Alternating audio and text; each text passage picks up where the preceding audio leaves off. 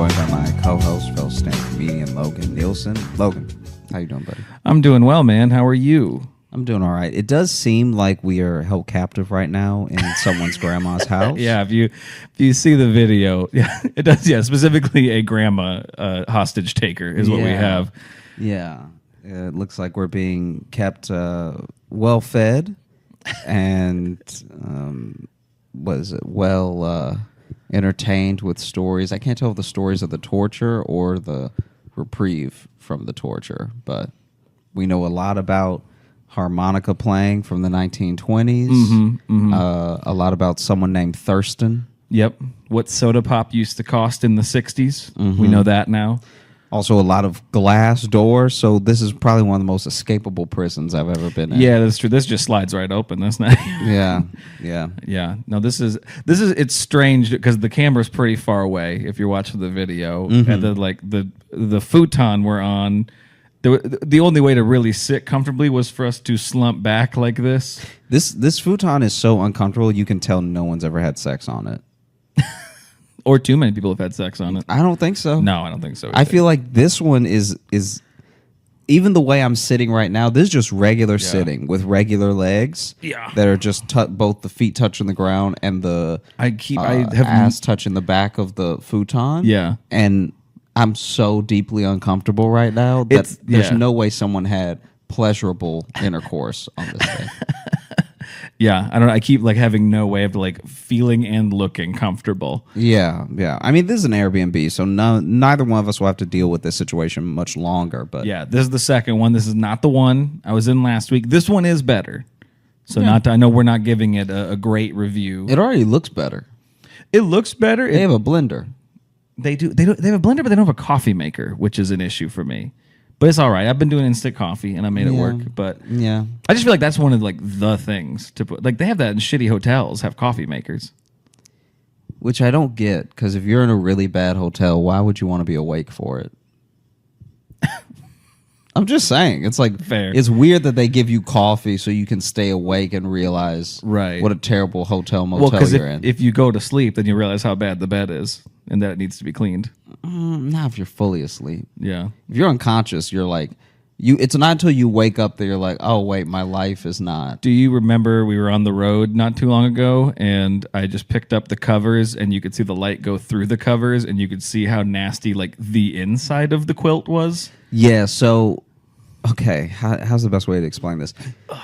So I feel weird being way closer than you, but I think I'm more comfortable sitting like this. Is that weirder? It's only weirder because from here you look like you're doing a TikTok about me talking. I think I'm out. Yeah, I'm reacting to you, and I set my shot out of focus because I'm out of focus. Just something like this. This is just not great when you're a big guy to be like, yeah, I want to just lean into the shot gut first is what I really want. And it doesn't help too that the lighting is making me look like, I don't know, the Wall. Look at that. There's no change. Yeah, you do look like Wall. Hopefully I do some color correction on this. Anyway, sorry, not to be too visual, but that took some doing to set up, and we're both so warm. Sorry, the thing you were setting up. Oh, I don't even remember what that is. The blanket thing, whatever. Oh, no, just the blanket. So we were on the road, and Logan lifted up his sheet. Just the quilt. Yeah, it was like the top quilt. And wow, the light that went through it revealed what's the best way to describe the guts of the quilt? Yeah, the innards. Yeah. So meat. All of the quilt intestines were fully loose.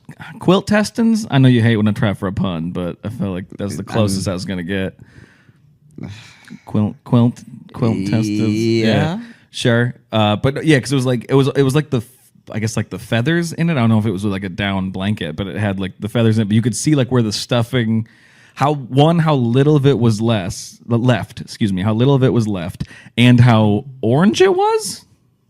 Oh yeah, it was deep orange to where I thought it was. And the blanket was not orange. The blanket was white. I thought it was washed blood. It was so orange. Yeah, it looked weird. Yeah, it was a strange. And that's one of those things where anytime something is well lived in, It's not going to be great. It's a nice way to put it. Well lived in. It like anytime it's been used a lot, it's not going to be perfect. It's not going to be. I'm sure it used to be so thick you couldn't see through it with fluffy amounts of feather that felt like a cloud laying on your chest. And by the time we stayed there, years after this hotel had been opened, Right. It felt like instead of sleeping on a cloud, it felt like an angel fell out of heaven, but the actual impact of them hitting pavement is what the quilt felt like. It just felt like, Right. you know. Lucifer's blanket. I mean, it wasn't hot. It was just Well, but I mean, when he deeply first uncomfortable. fell. From Is okay, what I was saying. gotcha. The OG fallen angel, the original. Yeah, we also might be having heat stroke. Oh, I am not doubting that at all. You could probably tell, even listening to the recording, that we're both deeply uncomfortable, and that's probably I can't think of a thing that is more likely to be happening right now than me being a bit overheated, pretty tired, and maybe blurred vision. Yeah. It's like I feel bad that this is what I've been talking about all week. Not necessarily on the podcast, but like just when I've done to people when I've done sets and stuff, but it's so fucking hot. And I mean, I know it's like not just in New York, the world, because the UK set their records. I can't remember if we talked about that last episode, but it's like this is a heat wave for the planet. And I'm staying in places that don't really have AC. This one does, but it's really just the window unit in the bedroom. I wonder if it's a heat I chose wave wrong for the places that are like known to be cold. So if there's people right now in places that are usually cold and they're like, I only had to wear one jacket. It is burning up out here. I mean, that's kind of how it is. Like in what, Alaska? Sometimes. I mean, in the Midwest, hell, like Iowa, Minnesota, like. So I guess I never count. Not so much in the summer, but yeah, I never really count the Midwest because in my mind, it's like meant to be hot sometimes there. True. I'm talking about places that are always cold. Well, in the Midwest too is like a muggy hot too. We get humid too. So when it gets hot, like I'm sure. I mean, hell, Louisiana has to be the same. It probably gets muggy as hell down there, right? The heat stroke in Louisiana is pretty funny because. I mean, we could cut all that early stuff out and just get right to this in the episode. The heat stroke in Louisiana is very funny to watch because it's like some people, there's no difference. Why do some people write in and call me a monster and not you? That's what I don't understand. You just said watching heat stroke is funny, and people write in and be like, Logan's a fucking monster. I'm like, I've never laughed at heat stroke. I mean, you did when I said it. Okay, well, yeah, I'm just saying there are some. But people, I'm a bystander. Still, I'm still a witness, not the doer of the crime. There are some people that you could talk to where you're like, "Dang, you had a full stroke in front of me and I didn't notice." Like just the way that you talk and how you carry yourself is already a little slurred, you know. I did your show on Wednesday, and I know you were at a different show, and I walked up there. Our friend Rob was there. He said I got up on stage and turned around, and just in that time, I was sweating. So first off, I just turned around and was sweat. And then at one point, I tried to say I currently live in the Midwest, and what came out was I live Midwest. Yeah. Is all I said. I said I live Midwest. But you see, your heat stroke is noticeable because of how you talk normally. But when you get someone who's like... like a Cajun accent. yeah. When you get somebody with some drawl, that sounds like heat stroke. No matter when. That's how. Like if you get it's December and you're like, are you tired? Did you? Yeah. If you get someone that's like, you know what the boys over there was man. You know with them boys. You know over there with them boys. Yeah. You know there with them boys. It's hot out here with the bunch with boys. Oh, you done been before with the boys. The boys? Yeah. Yo, man, I got to rebound that boy. I need some water and go to the bayou. Wow. And then before you know it, they're like slumped over and you're like, hey, is he okay?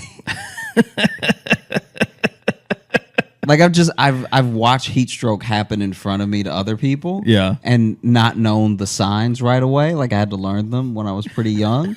And then, are you having heat stroke or are you just Southern? Yeah. Yeah. 100%, man. Like I think that I think that sadly right now in this moment in life, I'm putting together how much a few accents and dialects out there sound like heat stroke. Yeah. Name the other ones. Go ahead. Take our show there. Let's get a new fan base. Let's go and become edgelords. No, I just mean like I think that there are people that I grew up around, especially people in like more of the rural area that had a lot of that French. Slang, yeah. Would have the drawl to pull off some really like slow talking that you can't quite understand. Yeah. So it's one thing when someone's speaking a different language and they're speaking so fast that even if I spoke that language, I'd need subtitles. Mm-hmm. But it's very different when someone's speaking slowly and you're still like, oh no, I'm still lost. I don't know what is being said at all. Yeah, especially when it's directions. I've been in the car with people where we get a little bit lost and maybe we're in Ball or something like that. Mm-hmm.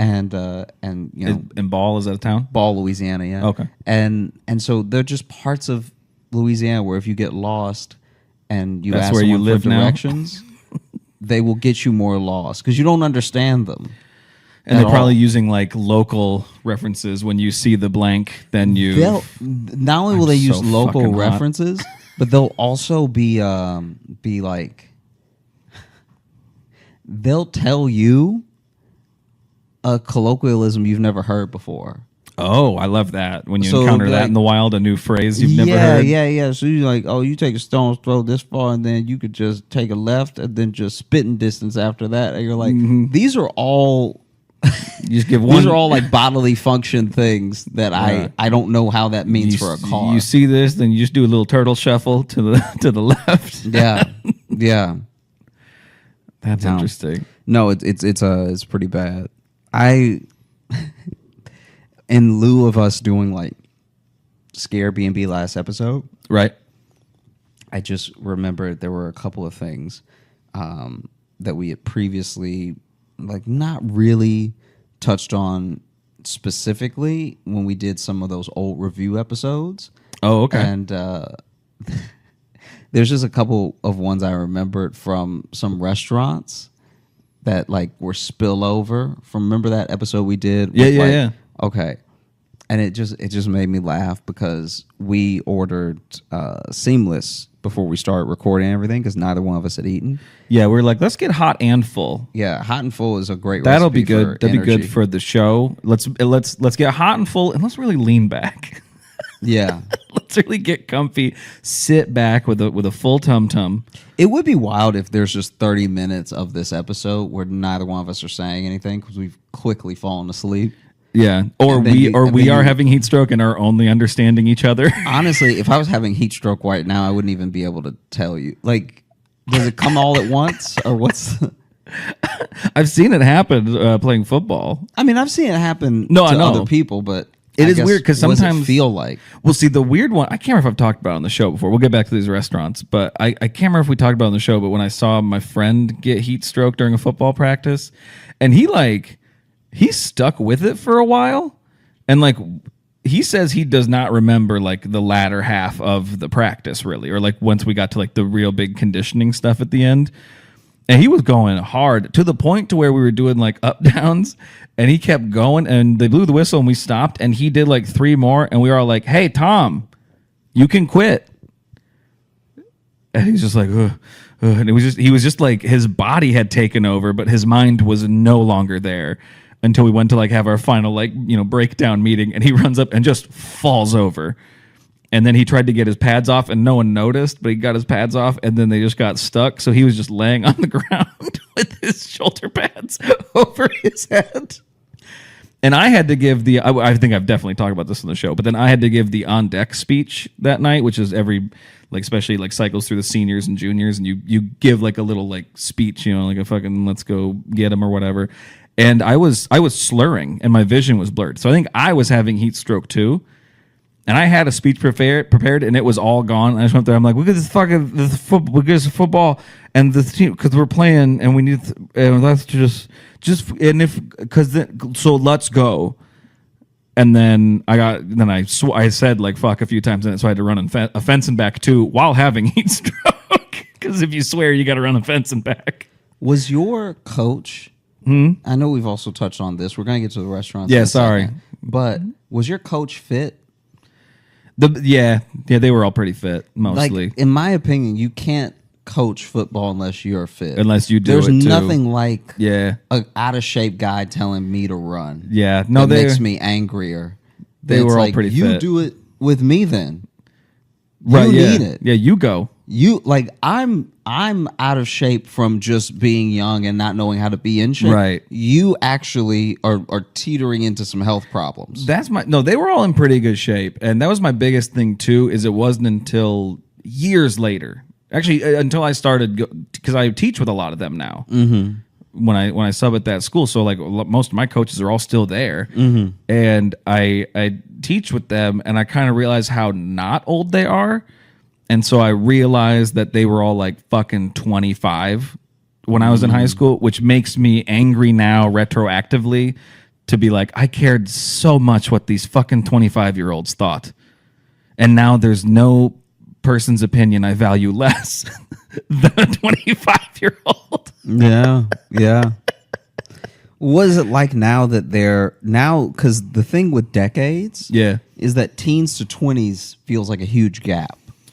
Yes. And 20s to 30s also feels like a big gap. Absolutely. But 30s to 40s and 40s to 50s feels like you're all just adults now.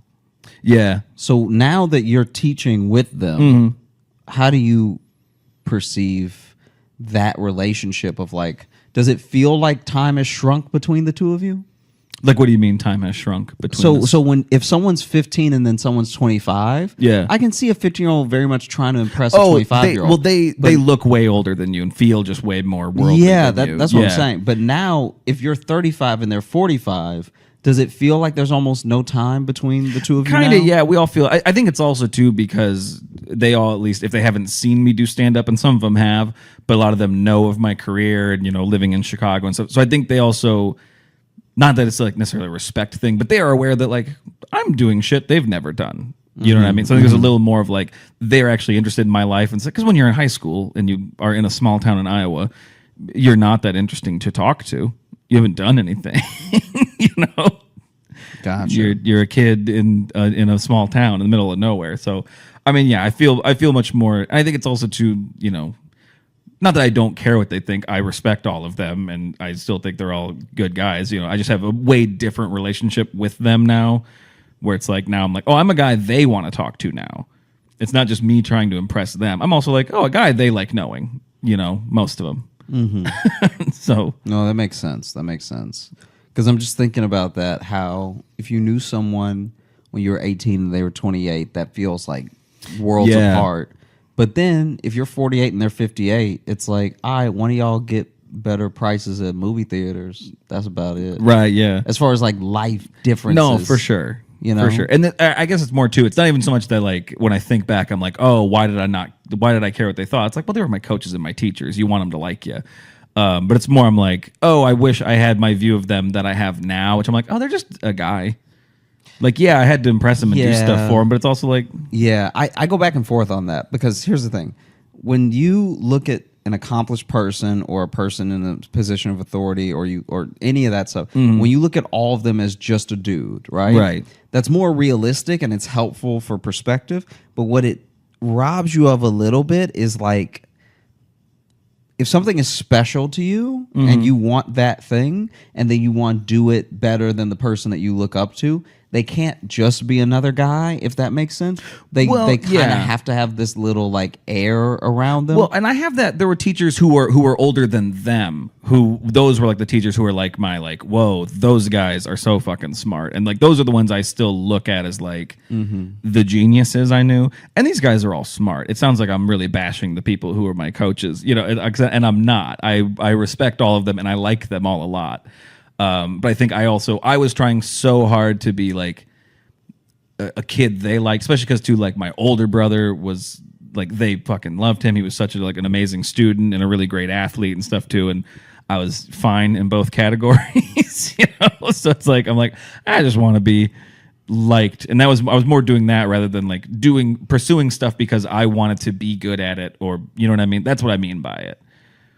Gotcha. Where it's like, and then that's an ice cream truck going by again. That's 2 episodes in a row that we've had an ice cream truck going this right neighborhood by. love ice cream. This neighborhood does love ice cream. This neighborhood, they got. It's sad. I hear it everywhere I go in Brooklyn. There's I'm so hearing much ice cream in Brooklyn. Nobody really can run for the ice cream truck. Like if you miss them, you're just gonna have to get them tomorrow. I mean, it sounds like they go slow. So, because I hear them in just one block for a long time. Yeah, I remember one time the ice cream. What truck, did we just talk about for a long time? Was I rambling about my coaches? Yeah. God, I'm in my 30s. What is happening? So one time, and we're gonna get to the restaurants, I promise. One time, Oh, I hope we don't. when I was in Louisiana, I was like a teenager, and this is when I would do cross country. My mom gave me a key, so when I got dropped off from school and from practice, I could just go in the house. Because it was when I was like old enough that she didn't need to take me to the library after school every day. Yeah. And so, sure enough, man, oof. I remember I got dropped off at home. I went inside and was playing with Rocky or something, and then the ice cream truck for the neighborhood broke down in front of my house. Oh, shit. But they just never turned the music off. And so they just were camped out trying to get like someone to bring a tire out and everything. Yeah. And selling ice cream the whole time. So for them, it's just business. But for me, it's like 2.5 hours of the same ice cream truck music. And you know what's crazy? So I didn't have any noise canceling anything. And so all I could do was loud. Like I could just play music. All loud I could do was loud. All I could do was loud to combat it. I couldn't noise cancel. I couldn't Bose it. I didn't have that type of money. And so I could just get loud so that I didn't have to hear it. All I could do is loud.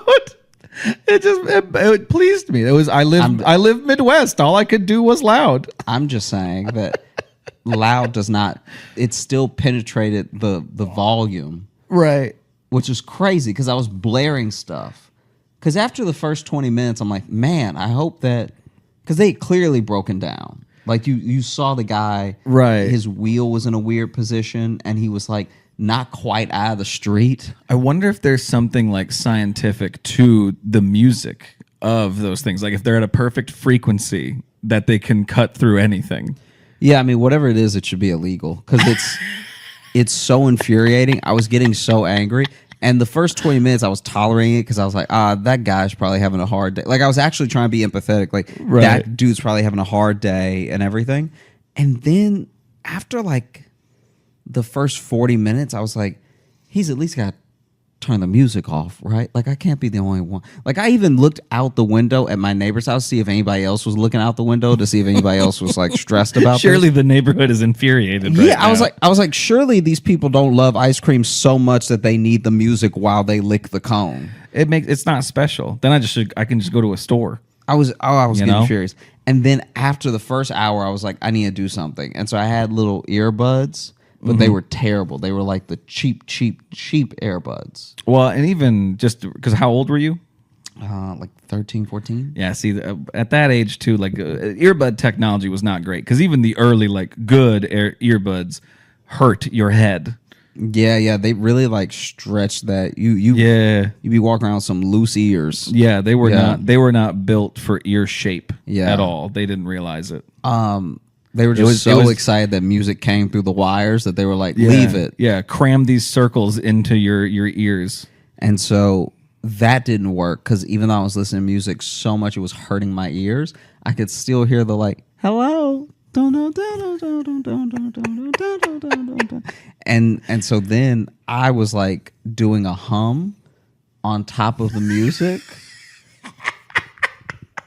So that I did that. So I was just like, the entire time the music was playing. And it was still cutting through. This is like the telltale heart of ice cream. Yeah, you truly lost your mind there. And then I was like, with earbuds and blaring music, screaming to yourself. Dude, it was like an hour though. I know. The best would be then if the music stopped and then everyone outside is just hearing, "Ah!" And they're like, oh shit, turn it back on. Nah. At an hour and a half, I take out the earbud because now my head just hurts. I have like a headache from how loud the music was. Well, just humming too. It's gonna hurt. I turn the TV on. I turn it on full volume. So like, you know those levels that's ridiculous to let a TV go to, like that, like those volumes that go to 80. Yeah. I'm at like 77, and I'm just blaring the, Tobey Maguire Spider-Man. That Spider-Man just going. But then that's not even enough consistent audio to be cutting out. They say that a hero can save. We're not even there yet. We're not even to like the credits. Oh, is that just the soundtrack? It's the movie, yeah. This is the movie, and so even the slow parts. Yeah, careful that you don't unplug that, please. Oh yeah. No, it's just even the slow parts are just straight up blaring. Now the ice cream music seems louder because the movie is so loud. So I'm like, anytime I can hear it I'm like, did he turn up the volume as well? I just love too the ice cream music in the background and then Green Goblin laughing over it. Like, there fucking is again. There's the y'all talking shit. But look, wait. This thing. So you see how it started again? It dips. Yeah, if you can't hear it, sorry. The music stopped for a second because we're hearing the truck go back again. Yeah. Now, what they did in Louisiana in my neighborhood was they're like, and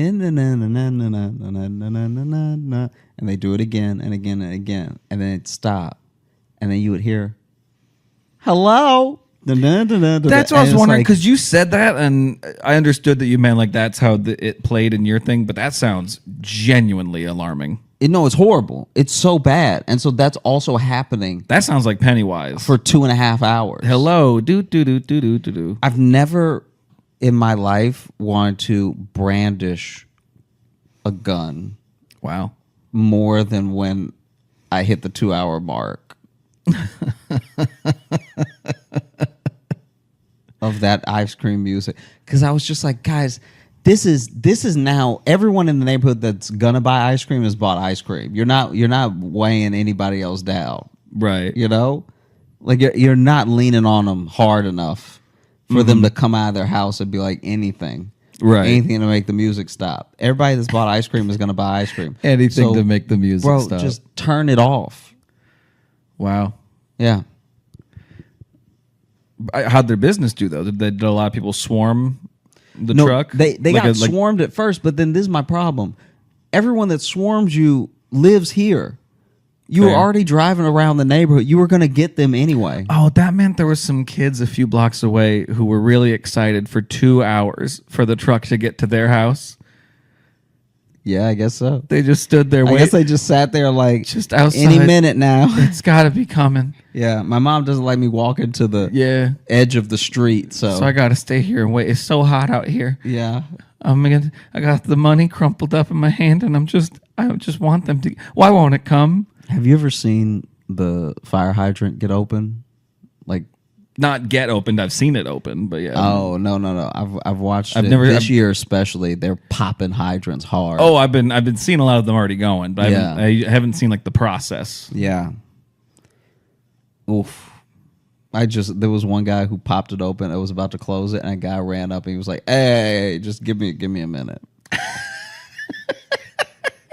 Go ahead, and then took like a full shower with the hydrant.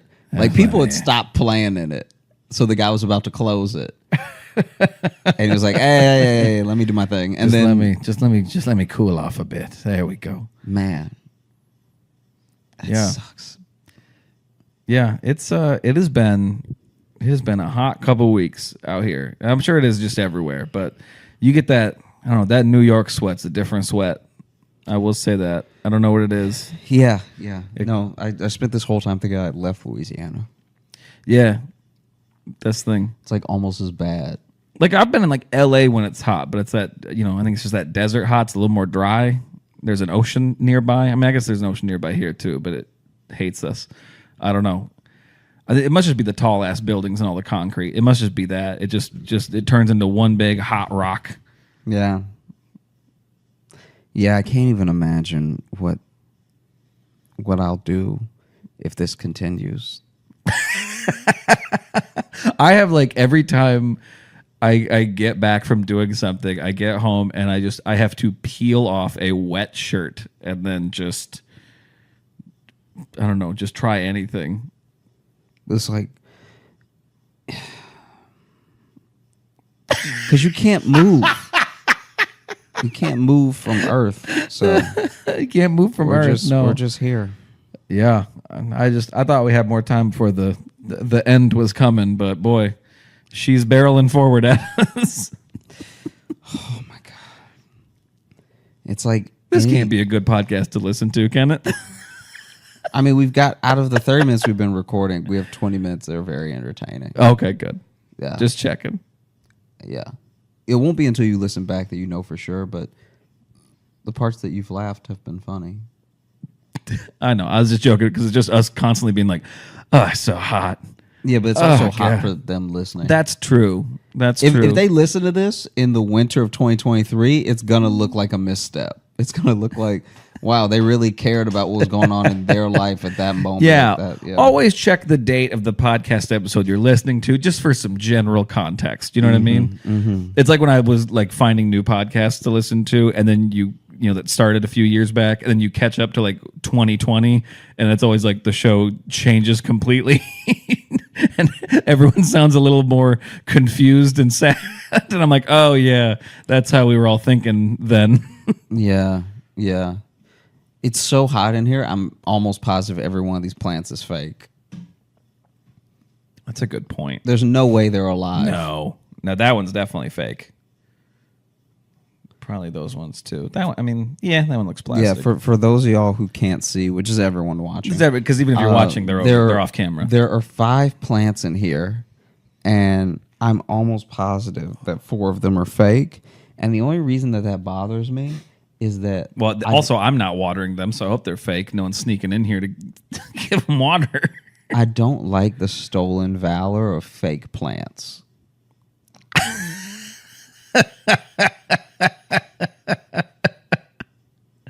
The stolen valor of fake plants. Let me just explain. So I'm very excited. We're going to get to the restaurant reviews in a second. There are people out there that take care of plants in their home. Mm-hmm. They keep them alive. Yep. They keep the oxygen in the apartment fresher. Sure. All right. And they show responsibility for caring for a living thing. Then there are other people who are like, let me just take all of that and buy something plastic for $6. Yeah. And put it in the same place I would put the real plant. I like to think of it as an action figure of a plant. I think of it as plant taxidermy, and it's disgusting. Plantsodermy. Come on, that one was right there. I knew you were going to hate that one, too. Honestly, if the seat on this futon wasn't backwards and I wasn't sunken in, I would get up right now. Say if I had any strength at all, I'd storm away. Yeah. Jess has been, I can't remember if we've talked about this, but Jess has been a little plant crazy these days. Really? We got a lot of plants in the fucking house now. And it's like, it's okay. I'm fine with it. But it's like, it seems like anytime we go anywhere. We were here in New York when she was here with me. And we walked by somewhere and she was like, ooh, I could get this. I'm like, no, you can't. That's not going to fit in your carry-on. What are you doing? You're not going to buy plants here. She's like, well, they might ship it. I'm like, or we just find it where we live. Like, don't do that. Yeah, New York doesn't have any special plants. And exactly. And the time we've shipped plants, they get all fucked up. So she's done it before. They show up not happy because it turns out plants don't love living in a box for a couple days. So when I was taking the bus, this is like maybe 2 years ago because this was so close. I was taking the bus to do a show 3 years ago, I guess, because it would have been 2019. Yeah. Taking the bus to do a quick spot in Connecticut. Okay. And I was like, I was on the bus, and the whole time I was on the bus, I was like, I should have just taken the train. I feel that way every time I take a bus. I'm like, the train. Sometimes the train is not quicker. A lot of people think that the train's going to be quicker because it's like a straight shot and there shouldn't be any traffic or anything. But sometimes there is. Sometimes something happens with a train that's an hour ahead of you. And it's the only one path it can really take. It's the one path you can take, so then it does delay you by 30 minutes or 45 minutes. Like, it's a misconception that the train is just always on time. They love to be on time, but they're not always. Right. Anyway, I'm on this bus, and there's this grown man handling a bag with a bag in it of fish, right? Of like live fish. So he's like clearly gone to a pet store and bought some fish. Right. And I don't know where exactly he's going, but he's in New York getting on the Connecticut directed bus. So he's at least going to be riding for a while. God, I hope this doesn't have the same ending as the bag of soda, man. No. That'd be a bummer. No. But then the guy with an umbrella gets on the bus. No, but it's just funny to me because he had all these fish, different fish, by the way, that were going to be, I was assuming, in the same aquarium. And he was like an aisle over from me. And so I was just like casually looking in the bag as he was handling it because he kept adjusting them. Like, he kept like putting one that was at the bottom up at the top and like taking them out and putting them back in and stuff like that. And I was taking. So there were like a bag of goldfish, right? A bag of the little bitty, whatever you call them. They've got a little color to them, and they're like faster than goldfish, but they're much smaller.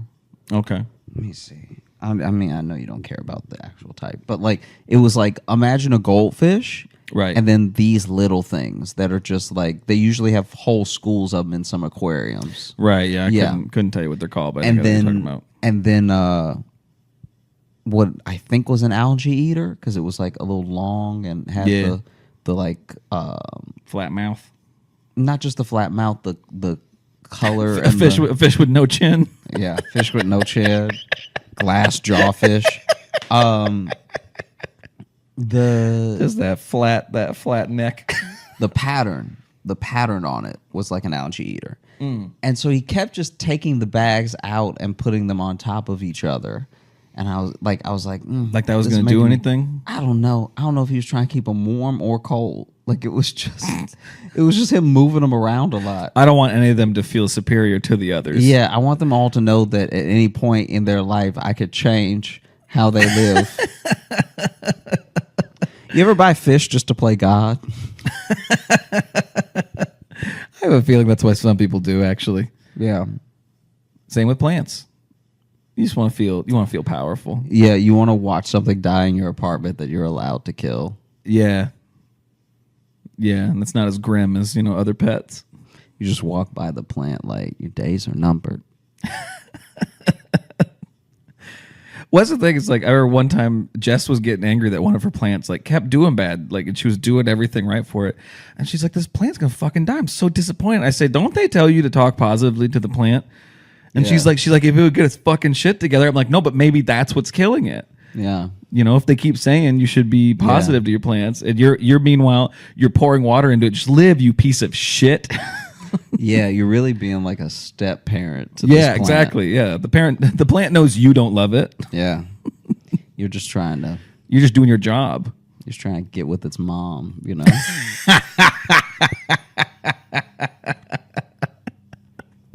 Yeah, I sat down with our cactus and I said, you can call me dad. Yeah. I'm not trying to replace your dad cactus, your dadtus. Yeah. That's one of my favorites. Now that I'm like getting a bit older, I have friends who are dating people with kids for the first time. Oh, yeah. And one of my favorites is... You ever date anybody that had a kid? Nah. Okay, me neither. Nah, but I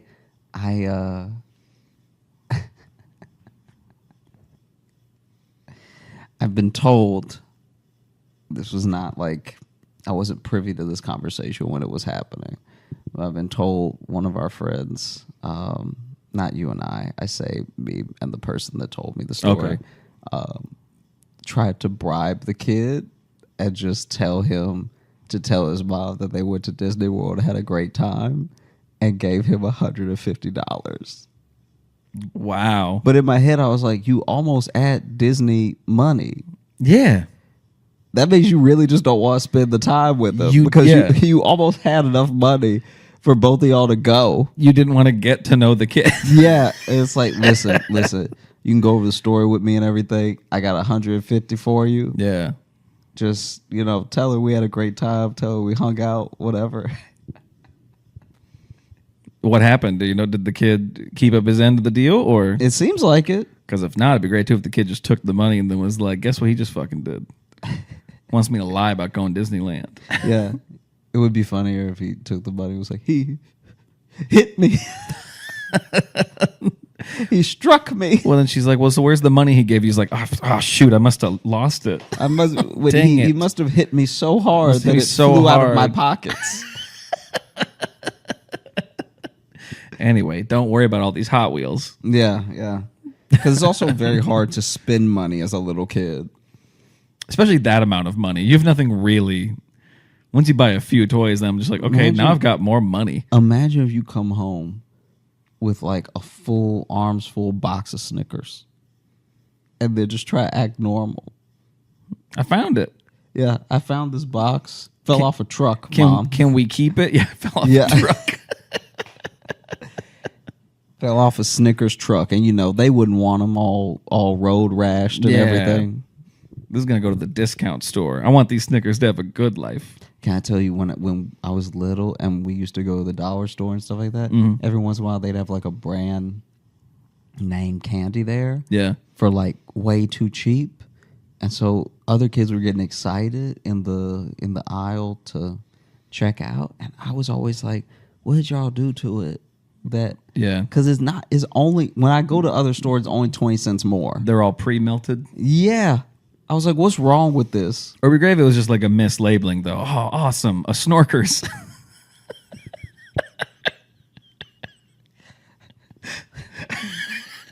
It's like, oh man, Mom, can you give me that Twiddlers? I can't wait to eat this Malky Walks. Yeah. Wow. This chocolate is so spicy. This Herschel's bar does not taste good. Give me a handful of Scuttles. Yeah. Scuttles would probably be fire, though. Scuttles, I bet, yeah. Yeah, Scuttles sounds like the people who lost the lawsuit to Skittles that actually came up with Skittles. Yeah. Like someone tried a Scuttle and they were like, I'll just take this home in my mouth without chewing. And then they just spit it out at home and try to figure out the recipe from there. Right, yeah. A Scuttle is made with real fruit. Yeah. It's actual fruit flavor. Yeah, but that's too expensive. So they went with what? Titanium dioxide. Some red 47 or whatever the hell. Yeah. So those restaurant reviews. Oh, okay. So it was just this restaurant review that made me laugh because it was to like southern seafood place, and they were complaining about the wait, which is a valid complaint. Like they were like, wait time was extra long. Damn, and this everything. is how fucking hot and melty my brain is right now. I'm like, what? Like the fish was too light? I literally was like, they were complaining about the weight.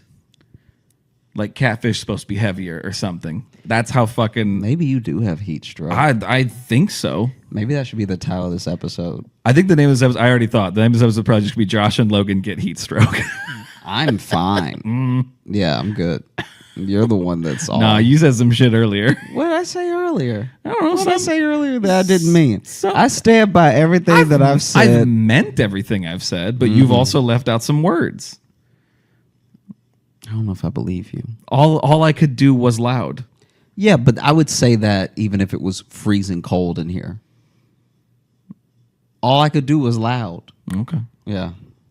You acted like you've never made fun of how I've said things before, and I'm only talking like this now. I don't know. If I didn't have my history, then yes, I'd be like, you should call an ambulance.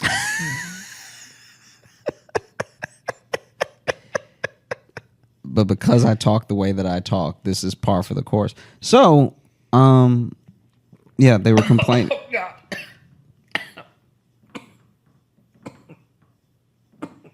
Do you need me to slap the back? No. Oh.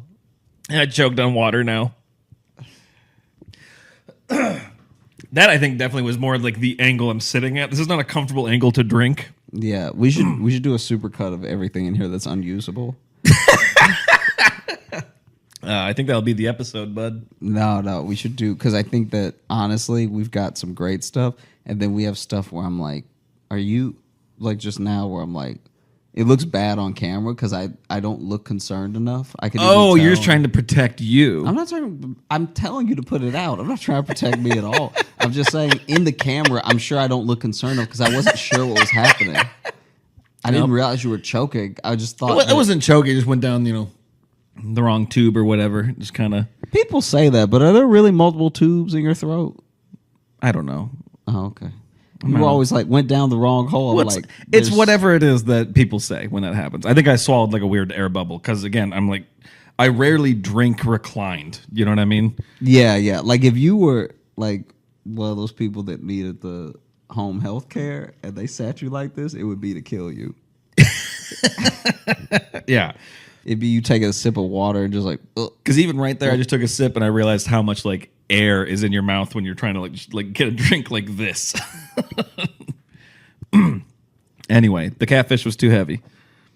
I mean, it's barely worth doing. No, come on, we're here. So the catfish was like, the catfish was fine. The wait time to get in was very long, and then the wait time once they sat down was just as long. So they were like, well, why aren't we still like? What's the point of even waiting inside if the wait time is going to be as long as we were waiting to get in the restaurant, right? Right. And then the food came. The catfish was good, but every other side was insane.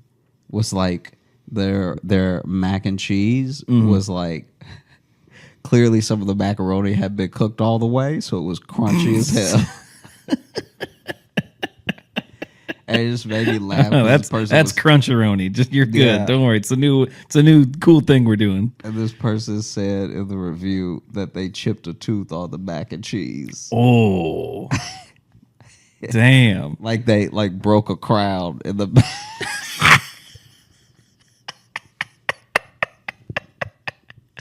Because the mac and cheese was like they it's not like they ate the whole thing. Once they realized that it wasn't like a freak thing, right. They were like, "Oh, I'm done with it." But then they took. Obviously, you take a spoonful. You're very hungry. You've been waiting for an hour and a half or more, and so as soon as you get your food comes, you start digging in. Yeah, and they bit into this like very undercooked mac and cheese. And just that's great. Lost a little bit of a dental work with it. We thought you ordered it rare. Yeah, we thought you really wanted a challenge in your mac and cheese. Yeah. We weren't sure if you were one of these absolute wimps. Yeah, who likes it cooked all the way. Yeah, are you on through. a raw diet? We thought you were on a raw diet, and that's Yeah. what this. We just give it to you. We just straight from the box. Yeah, that's why it is piping hot cheese. With not even cooked macaroni. Oh, man. Yeah. Did you have another one, or was that the whole? No, I mean, that was it. Good. Okay. Yeah. I liked it. Then I think we, as much as we didn't get to the review, it took up the perfect amount of time, I think. Because now, we can open the... And you talking about how we both have heat stroke. I didn't say I didn't have it worse.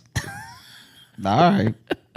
It just seems like between the two of us, if one of us needed attention, it should be you first. Oh, I agree with you 100%. Don't help him. No, I'm just saying, if we Uber to the hospital right now, I'd be like, hey, my friend is not doing well. And the simple fact I was able to explain that to you means I'm fine. I am not disagreeing with you. Mm-hmm. I'm just saying we both need an IV, I think. What have I done? I like that you're a fiddle. I like that we spent most of this both so healthy. complaining about how hot and uncomfortable we are, and now you're pretending like everything's great for you. I'm not saying everything is great. Almost everything is great. All right. Well, let's open up the MUBA. Let's see here. I've got a couple picked out. This is from Buko. Who is it? Buko or Buko? Because spelt. I'm wondering if am I supposed to put more stank? I think it's Buko. Okay, I just can't tell if it's like because like it looks like the word book. Mm-hmm.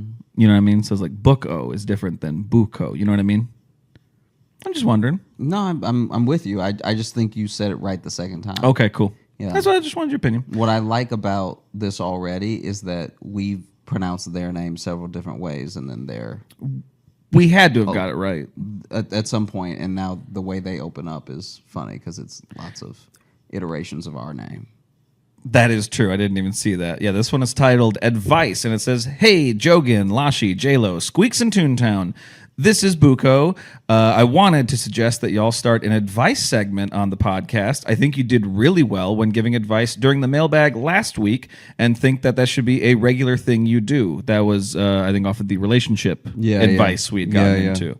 Also, Josh, get Logan's face tattooed on you, or y'all can get matching / complimentary tattoos. Like Logan gets a little man holding specs, and Josh has a little man that's squinting and tripping. I just got my first tattoos less than a week ago, and they aren't that sore. Now, that part just seemed like a brag. Yeah, that does seem like I just don't feel pain like some of y'all. Yeah, I'm doing great, but you two are scared of needles. Mm-hmm. Also, if we're asking for advice, I don't really know how to flirt sober, and I want the lady that did my tattoo to be my girlfriend. She's very pretty and really interesting. Kind of older than me, but I don't really be dating people my age, which I think is okay because I'm an adultish woman.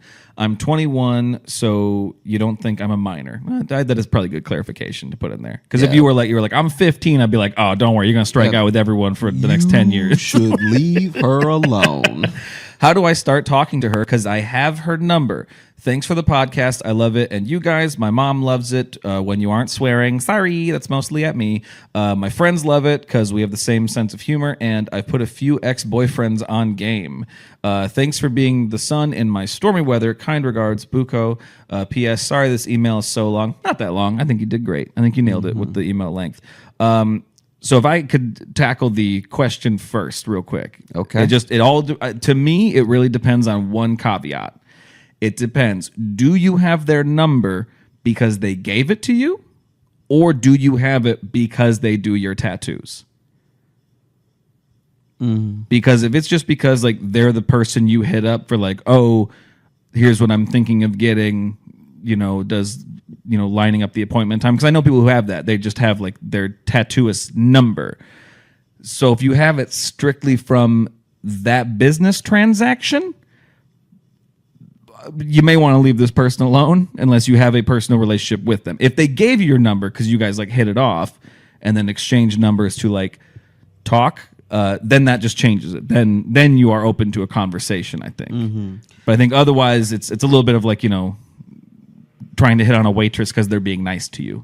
And it's like, but that's part of their job, Yeah, I slightly disagree because I think that if you have their number in a professional setting, right, but then you strike up a conversation that's light, so not even directly getting to. Oh yeah, I'm not saying it's undoable. I'm saying it just changes how you do it. Mm-hmm. I think that if you can bring up light conversation that's not tattoo related while having their number, no matter which way you got it, then there might be the possibility for a coffee or a lunch or a chat. Right. I think that, it's kind of like when you're in school and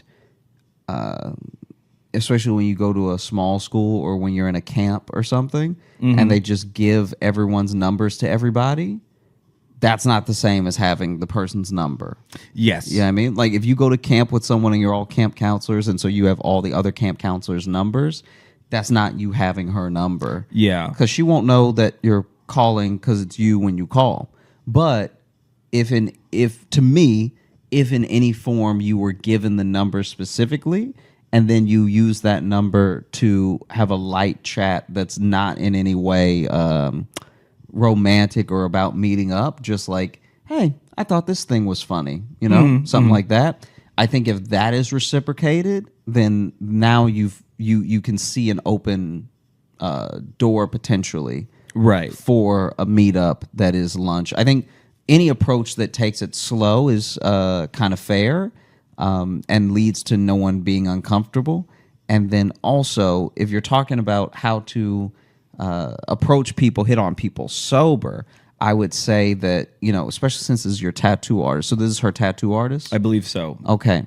So this being her tattoo artist, you just roll up and you're like, hey, baby girl, you already been sticking it in me. Jesus Christ. What? This entire time? Don't say that. Don't say that to them. It's nothing you haven't seen. All right. We would just be doing what you do, but a little slower.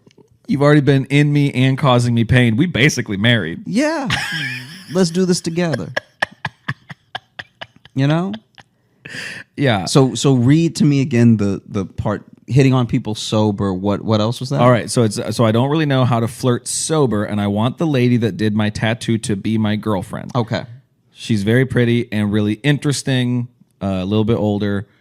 How do I start talking to her because I have her number? And again, I think if she gave you the number because you guys were like chatting and exchange numbers for even whether dating and or just a friendship, then I think you're open to just, friendly conversation. So my thing as well, when it comes to approaching people sober, I think that people who need to do it slightly tipsy or with like a little bit of that liquid courage are forgetting and overthinking that these are just people moving through the world like you. So I understand the intimidation because I've had to approach anyone that I've ever approached sober. I've had to ask anyone out that I've ever asked out sober. So I get that there's a little bit of a fear of rejection, and then there's a fear of embarrassment. But on the other side of that thing, even if it were to happen, is just you knowing where you stand now, which is better than wondering and hoping and overthinking and everything. Yeah. I think that you also can point to any person, and if you ask them the amount of times in life that they've been horribly, humiliatingly rejected, they're always lower than you would think. So we spend our entire lives trying to avoid any of them happening.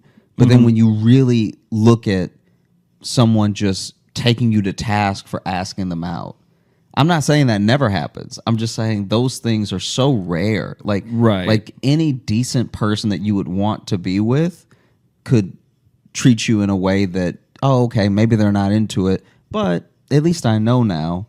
Yeah. The fear that we have about approaching people or flirting or like our intentions being misrepresented always through our imagination take such a worse turn than they usually do in real life. Well, I think it's because too the hardest part about approaching sober, and I think this is why a lot of people like to do it with liquid courage, because it does literally give you that like confidence, because one of the hardest things is being confident in yourself, and that's what it always takes, is like, what is the part of you you're most confident in, the most part of your sense of humor that you're like, I think I'm actually funny in this way, or blah blah. It takes a long time, any of us, even us as comedians, takes a long time before you feel like really comfortable just being yourself in the world. And that's why I think a lot of people like having that liquid courage, because it kills some of those.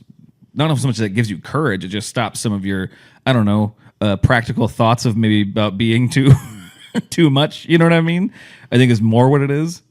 So it's like, and I know especially like 21, like not saying you don't know who you are, but that's a tough age too, to sometimes, because you're still just kind of acclimating yourself to like out on my own adult life. You know what I mean? So it's like whatever parts about your personality that you're just like, and you might initially be like, I don't like my personality. That's fine. Get past that thought. What are the things about you think are the most appealing? Like for me, it was always like, you know what? I do know I'm funny. I know not everyone finds me funny, but I do know I am funny, and I can lead with that and be confident in my sense of humor. Not trying to be jokey all the time, but being confident in my sense of humor and be like, well, if they don't like it, then they're not going to like me. And while that might hurt sometimes, that was always enough for me to be like, oh, well, then I won't pursue this person anymore because they don't really get what I'm talking about. Doesn't mean they're dumb or anything. Just means like this will be a hard relationship if I'm constantly making these jokes and they don't like them. Mm-hmm. You know what I mean? Like it's that high risk, high reward kind of situation. Yeah. So I would even say that sometimes when I've just seen from the outside looking in that sometimes even when people try to flirt while they're not sober, they're not really flirting the way they think they're flirting as well. So it's not like you can ever. It's best to take these things head on emotionally, because it's not like you can cheat the system in a sense. Does that make sense what I'm saying? Yeah. Like, I've known guys who had just trouble around women. And so then they like get a little tipsy because they were nervous about asking someone out. Right. And then they ask them out way too close to their face.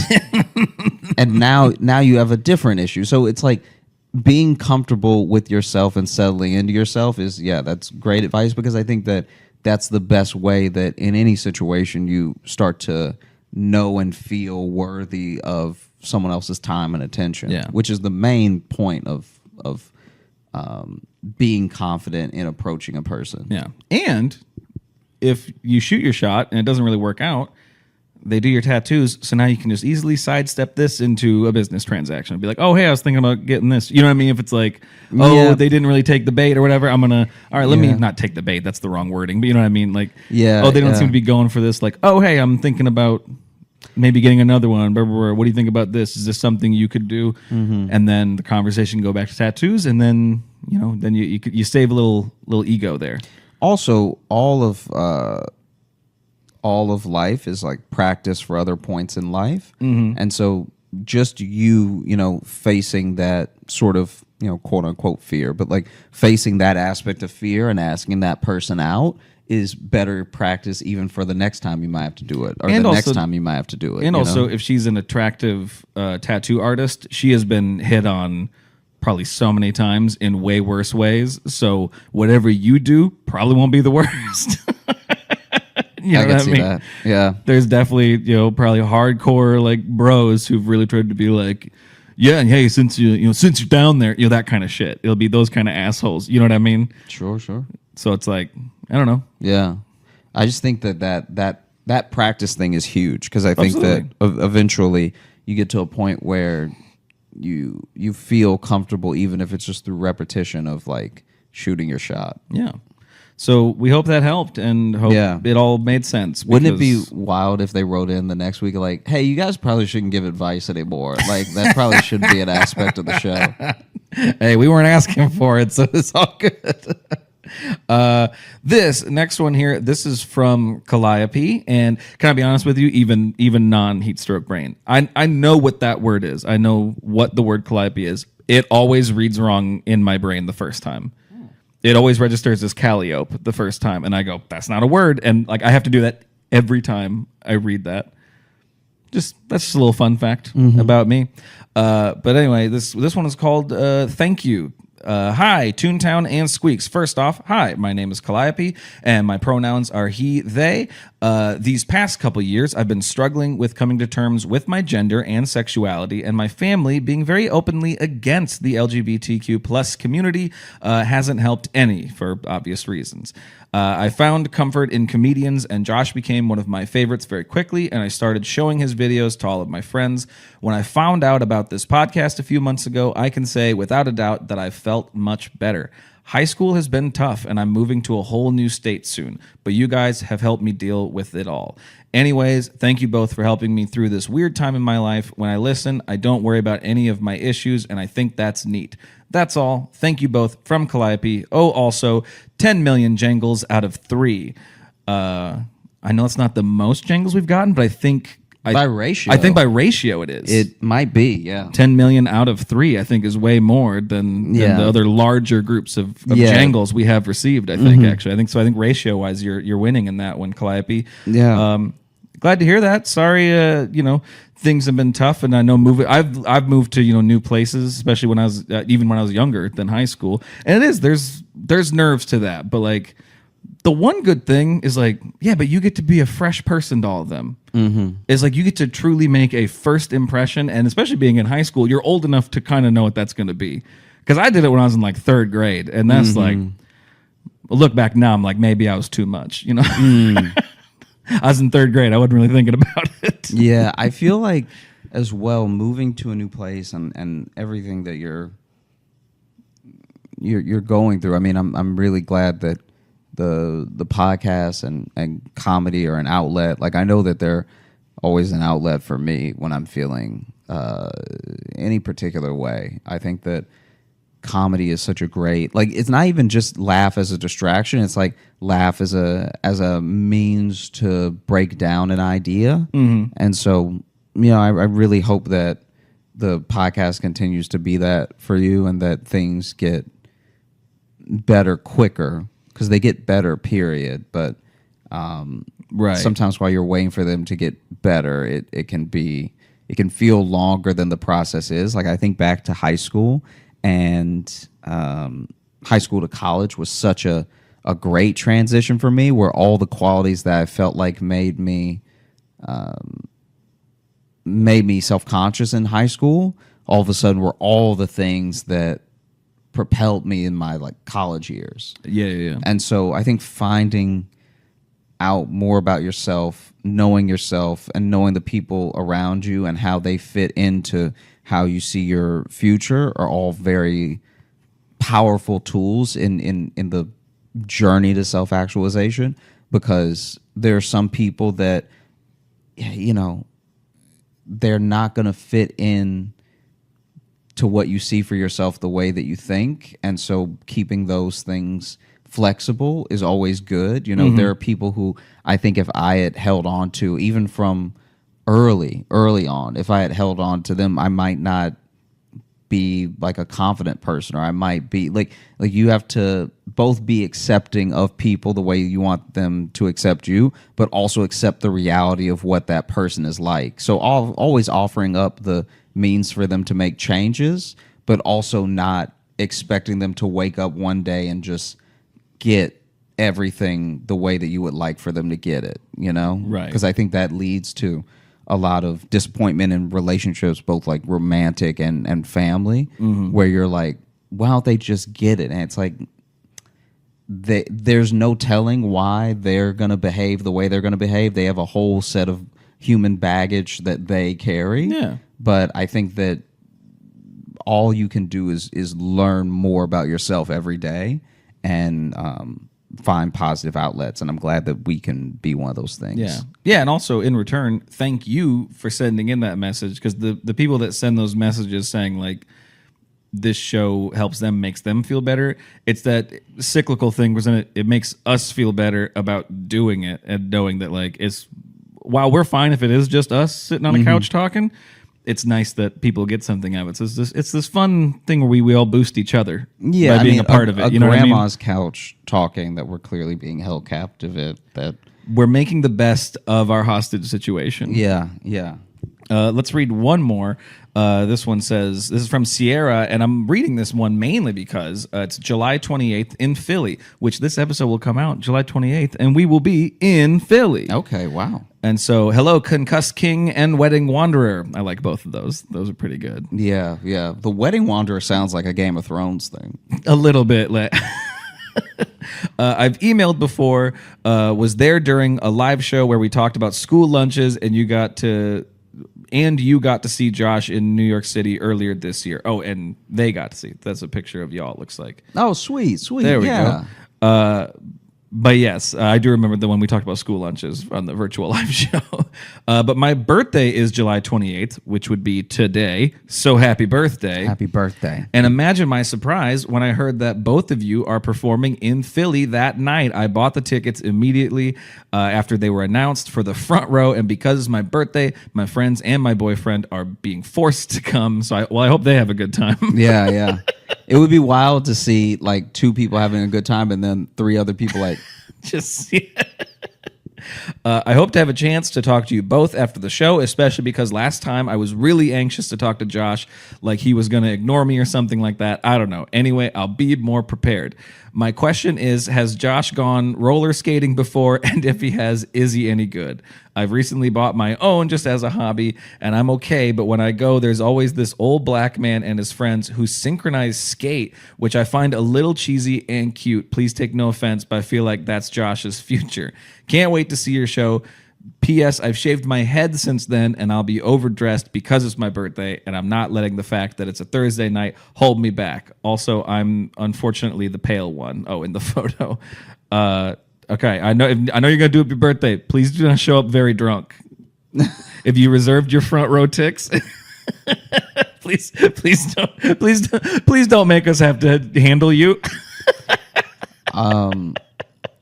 I have been roller skating before. How'd it go? I roller skated, then I roller bladed, and I've been several times, and none of them have gone particularly great. I'm definitely one of the, like wallflowers at a dance. Mm-hmm. I'm definitely one of the rink flowers, the rink grabbers.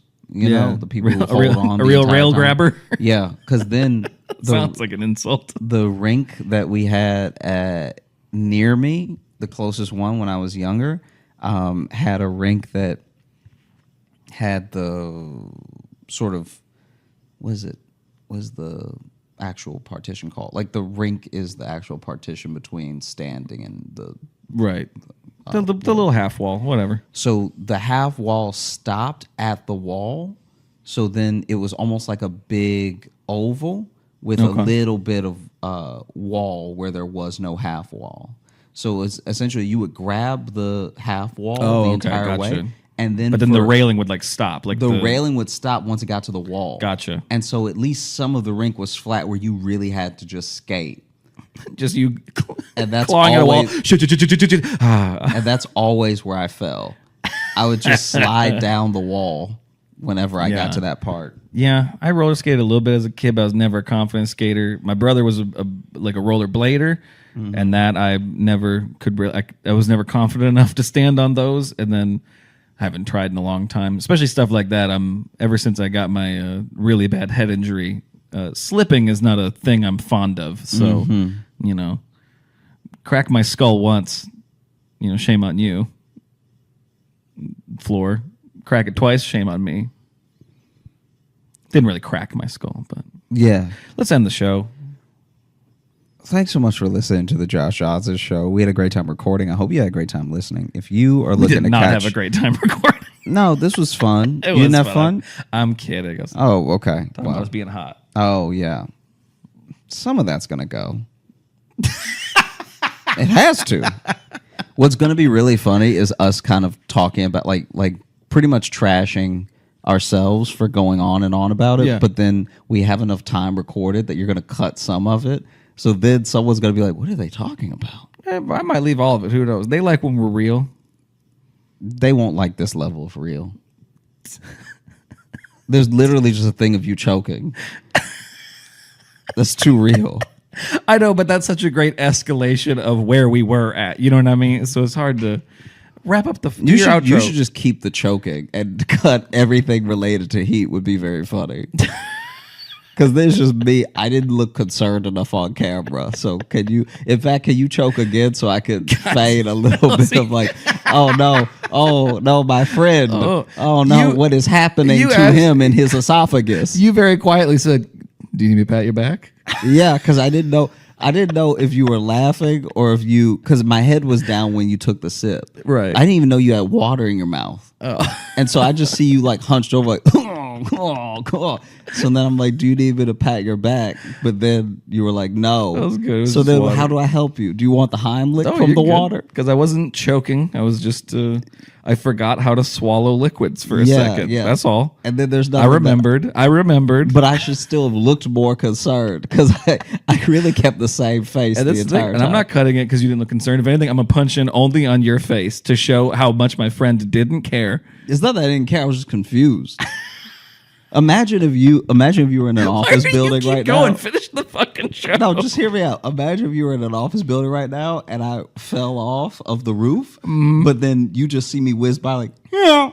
And like, you'd be confused. Is that a bird? No, that was me as I screamed past the window. That's me in the office. Oh, yeah. Is that a bird? Yeah. And then it's me. And so you look confused. But if we punch it on your face, you're like, he doesn't even care that Josh fell off a whole building. That's all I'm saying. If you were looking to catch up with us on any of the socials, you can find me at Josh Johnson Comedy on Instagram, Josh J Comedy on Facebook, at Josh Johnson on Twitter, and Josh Johnson Comedy on TikTok and YouTube. We're going to be posting clips of the show. And if you're looking for Logan, you can follow me on Instagram at Logan M. Nielsen. And if you want to get into the mailbag like all those wonderful people there, that's joshjohnsonshow at gmail.com. Send us compliments, questions, whatever you want. We love getting them. You can also join our Patreon, patreon.com/Josh Johnson Show. We have bonus podcasts. We have bonus videos. We have access to past live shows at a certain level. And then this will be coming out the day after our Brooklyn live show. So I'm just going to say, if you were there, thanks. Mm-hmm. Thanks for coming out. We hope it was good. I'm going to go ahead and assume it was. Okay. Wasn't it great? I love making memories with all of you.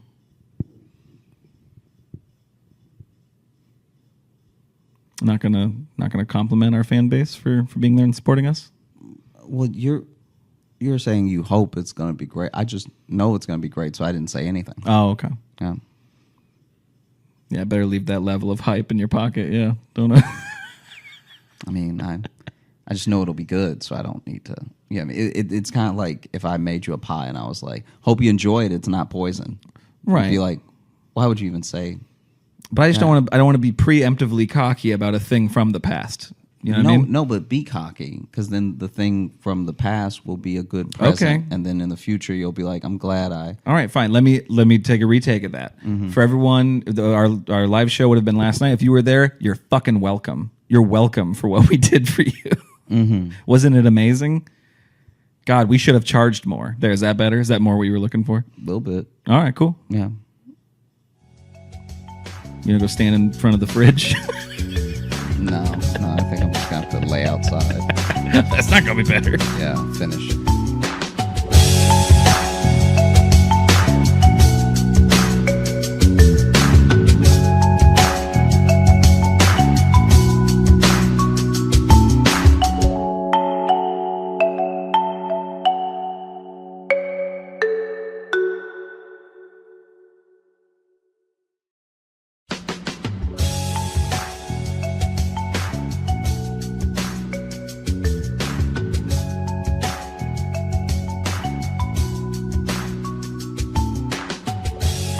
Welcome to the Josh Johnson Show. I'm Josh Johnson, joined by my co-host, fellow stand comedian Logan Nielsen. Logan, how you doing, buddy? I am doing all right, man. How are you? I'm good. I think that like it becomes tough after a while to like try to empathize in every scenario. Like okay. Like, I don't know. I really try to put myself in other people's shoes, and I really try to give people the benefit of the doubt all the time, right?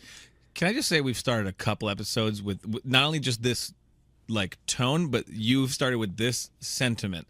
So, sounds like Josh is getting a little more judgmental, getting a little more over people. It's not even over people. It's literally just that I'm starting to get confused. Sometimes you genuinely cannot understand what someone was thinking before something happened. You know? Okay, yeah. And like I've stopped trying to pretend I would have done the same thing under the same circumstances. And maybe that's just an immature version of empathy where you're like, "Oh, maybe I would have done that if I were them or if I were in their situation, whatever." I don't know if it's an immature form of empathy. I think it's not true, so that's why I'm saying it might be immature. Basically, I was okay. So our hotel, I'm in Atlanta for the week, and our hotel it's near Chick-fil-A. God damn it. And today I didn't think that big of an opening was going to be a Chick-fil-A story, but go ahead. Well, just today I was walking, and we're near Olympic Park, and so I was walking across Olympic Park to get to the venue. And from, so I was going a very roundabout way. I'm, really just trying to enjoy my day, so I'm taking my time getting there, right? Mm-hmm. And there was a guy that was leaving Chick-fil-A, Sure. and he had just too many drinks. Like, at a certain amount of drinks, you need to come back for these drinks. Mm-hmm. Yeah. So, because Or bring a friend. because every Bring one of the cup friends holder- who is getting one of those drinks. Yeah, every cup holder except for the handheld cup holders that only have 2 has 4 spots. Mm-hmm. There's a 5th spot if you're creative enough and you plan ahead well enough.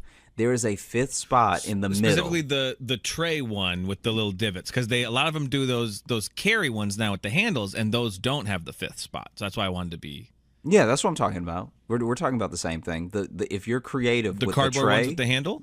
no, the cardboard ones with no handle. No, that's have what I'm the saying. 5th one. Yeah, That's what I was saying. Those have the 5th spot, but a lot of places have switched to those just kind of cardboard, like little carry ones with a handle. Those don't have the 5th spot. That's what I was just trying to clarify. So then basically, he had already enough for 10 drinks, right? My man only has 2 hands. Sure. He had a third. I don't know how he expected. First of all, I don't know how he got out the door because I didn't see him walking out of the Chick-fil-A specifically. They were Chick-fil-A drinks, and Chick-fil-A's right around the corner, right? Right. Yeah. But he's walking out, and he has propped up with the other 2 trays a third tray with 5 drinks on it. Wait. So Okay. One hand hold on. has One 5 hand. drinks in one tray. Sure, on the tray. Yes. Another hand has 5 drinks in one tray. Okay. He's holding them together closely enough that they're holding up a third tray. That's insane.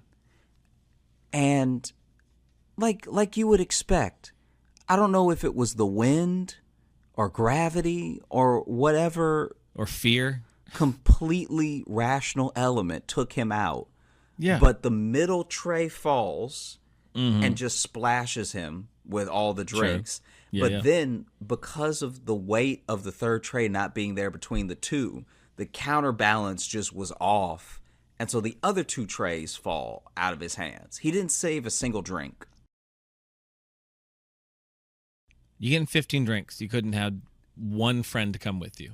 And like at 15 drinks, they clearly need to hire another intern. I mean, I don't know what this man's job was, but like...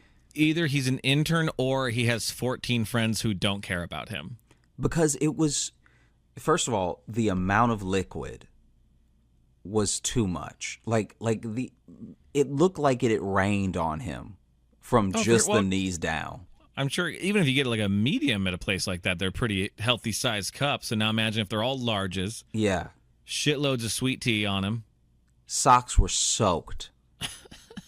And it's not even the type of person you can help because he just stood in it for a second. Like, you can see him just gathering himself. No, there's not a thing you can do except for walk up and just like put a hand on his shoulder and be like, hey, another day, buddy. Yeah. Tomorrow's a new day. Forget today. You're done. You've done all of today that you can do. Easily $65 worth of beverage before tax. Yeah. Yeah, I mean, And you can't just go back in and be like, I dropped it. Can you do that again? can you do all of that again? And you I do all don't. that again for I me? I don't know this person at all. I don't know what their situation or their life is like. But it seemed like the way that they just stopped. It did not seem like. First of all, the color on their pants suggested it was not all 15 lemonades. Like, Right, these yeah. seem like very as specific as you can get at Chick-fil-A drinks. Remember how you used to go down the fountain and they used to call it a suicide? You'd get one of everybody. You'd get one of every drink, you One know? of everybody, yeah. You get one of everybody, but you go through and get one of every drink. So he's now wearing a suicide fountain drink on his shirt now. Yeah, After the suicide is a fact. very apt word for. I don't know if everyone called it that, but we used to call it that when I've heard of that we before. were kids. Okay. It's a fucked up term, but that's what we called it when we were kids. I feel like there's only so much a person can like reasonably be asked to do and like even ask of yourself. And that's why I was like, in life, I used to be the person to be like, that poor guy just fighting to get his 15 drinks wherever he needed to get them. But knowing how the world is, and knowing that he is probably also staying at the same hotel as me, which means he's next to the Chick-fil-A, which means someone probably sent him to just get all the drinks Right. and not even hold a door open. Right. Yeah. I'm like, at a certain point, bro, you gotta stand up for yourself. Yeah. You have to be like, I have two hands. If I could carry 15 drinks, I wouldn't be working here. I'd be on America's Got Talent. I'd be through to the next round. Like, you can't just walking around stage with trays just going, Howie? Yeah. Because you can't just let people be unreasonable and then be like, clearly, if I believe in myself, I can do this completely unreasonable thing. It's weird little things that are making you less empathetic. It's been mostly, I think, food related too. Yeah, almost always. Yeah. What is it about food situations like that make you particularly annoyed with humans and make you lose that empathy for people? You know what's gonna happen. So just move accordingly.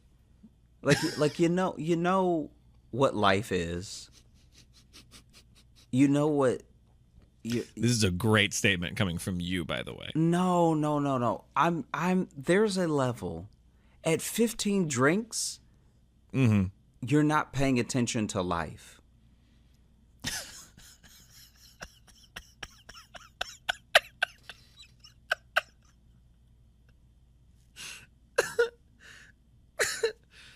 I just love the profoundness of this. No, but this beverage run, the profound effect this beverage run had on you. But at 15 drinks, because here's the thing, you cannot let yourself.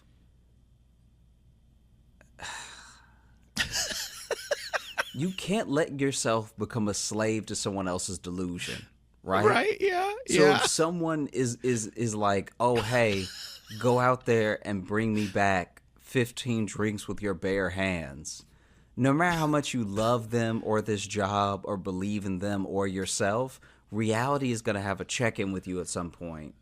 It just feels like an unfortunate trap in how we, as a society, function. I know I asked you at the start of this episode, but you good?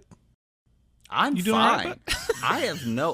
I don't think in life, I think I'm trying to carry 8 drinks. Like, it's a lot, but it's not crazy. That's literally what the tray is made for. For sure, yeah. I mean, I think in summation, just don't have 5 kids, I guess. I don't know what I'm even getting at, really. It's just, it felt exhausting to see 10 friends is enough. 10 friends is enough, I think is what you're saying. 10 friends is enough. 10 friends is enough. 10 friends already might be too many. To get drinks for, yes. Forget drinks for it, yeah. That's wild. Which actually you gotta add you in there. So 9 friends is enough. Because you're the 10th. You're the 10th drink slot.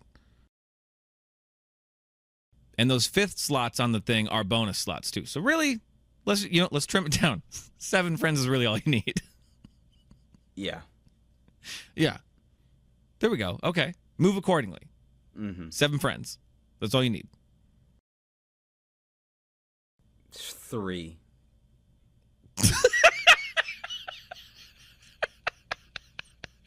Yeah, I mean, one tray. One tray. Yeah. I think have less friends. Have less friends, be less sticky. Well, it wasn't until I finished saying it that I didn't like it. How are you? I'm doing okay. I'm all right. I want to tell you about something that happened to me the other night. Didn't really happen to me, but it was something I had to deal with for a second. I think I've talked before how I'm a substitute teacher, but I run a theater department. So I work with high school kids directing a play right now. We had rehearsal last night. Last night was Halloween night too, so people are out and about. Stuff's happening. But I'm having rehearsal with my kids, and then as we're finishing up, suddenly a bunch of my kids, their phones start blowing up from their parents, and all the messages say are like, "Don't leave school alone, leave in groups." Like, that's all we're getting. So alarming messages, to just like vague alarming messages, very horror movie messages from parents. Mm-hmm. And then we get like finally someone's like, "Oh, they're looking for a guy who's out in town." Like the police are looking for a guy. Keep in mind, very, very small town, right? So my kids are all freaking out now, and they're like, when we all leave, can you come with us? Can you check our cars, like look in trunks and back seats? I'm like, absolutely, we'll do that. I'm like, go get your stuff. Everyone go get their stuff out of their lockers. I go outside, and there's like trucks driving around. People are just out and about looking, I think, for this guy too, or trying to check on stuff. And there's a parent pulling a van through the parking lot. And they're like, oh, are you guys wrapping up? I'm like, yeah, I'm about to lead them out. We're going to check cars. She goes, cool. And I was like, what's going on? They go, oh, he has a gun. And I go, oh, shit. And then I go back into the school, and then it's just me in the school. There's no other staff. And keep in mind, I am not a full-time teacher. So really, I shouldn't be in charge of most things. Mm-hmm. So I go inside. The only other adult there is the night janitor, and I ask her, and I just tell her, I'm like, oh, hey, by the way, I guess they're looking for a guy, who has a gun. And she goes, oh, well, then we have a couple doors in this school that are open till 9 p.m. We need to lock down the school, you and me, and like follow full like active shooter lockdown protocol, a janitor and a substitute teacher. I mean, what a buddy cop comedy. Right? What an adventure that would be. Yeah. Luckily, before we had to really go nuts, because I was about to go like lock the kids in the library, and then we were going to go like door to door locking them, we got confirmation they caught the guy. Guy was on the run. He was wanted for stuff in Missouri, I guess. But luckily but there was just a quick moment of me being like, oh shit, I need to suddenly be a teacher. I need to suddenly be an administrator and protect these kids. I mean, honestly, if you were on the run, small town is not the move. Like, I can't even believe, obviously, if you're on the run, you're running. So you're not getting to be choosy about where you're running through. Yeah. But hey, the place where everybody knows everybody is not the place you want. Imagine walking into Cheers and being Ted Bundy. Ted. It's like, guys, there are regulars here. Yeah, you gotta go. I mean, where only some know your name. No, but you gotta. It's like a mid-tier town, right? Mm-hmm. If you gotta leave, you gotta flee a city. Major cities have big, police task force and stuff like that. Small town like mine, everyone knows everybody, so we know when there's someone new in town that no one knows, right? Mm-hmm. You gotta go slightly bigger. You gotta go a mid-tier town where everyone kind of knows each other, but not well. You know what I mean? Or like at least enough people that people look like people. Like if you saw someone in passing and they look enough like somebody else that you just let them go. That would also be a good place to be. But just a small town with like, one high school, because there's one high school, right? Yeah. Yeah, with one high school, it's like that you're getting caught, bro. You're done. Yeah. What you're saying is you need a high enough likelihood of there being a doppelganger. Yes, exactly. You want to maybe look like a guy maybe you've seen in passing. Yeah. Okay. I feel like when you are, I've never been on the run. I imagine you make a lot of snap decisions, which is probably why people get caught. But like. Mm-hmm. I don't know. As soon as you told me he was on the run, in my head, in this story, I was like, they're catching this dude. This is like, there's not that many people here. Yeah. No. Even if you put on a fake mustache, we still don't know your head. Yeah. This isn't like back in the day where you just wander into Old Town and just say like, oh, I'm this guy. I'm Jerry here. Any work? That time doesn't exist anymore. Not only does it not exist anymore, even the small town will have the internet. So even the small town is like, wait, let me just put your face next up to this wanted poster on my phone. Mm-hmm. Yeah. Yeah. Speaking of your phone, what are you just going to look down at that the whole time? You keep in mind we are videoing us. Yeah, I'm trying to find something that Okay. I was trying to find something that related to your on the run thing. Oh, on the run thing. Yeah. Okay. Damn. Okay.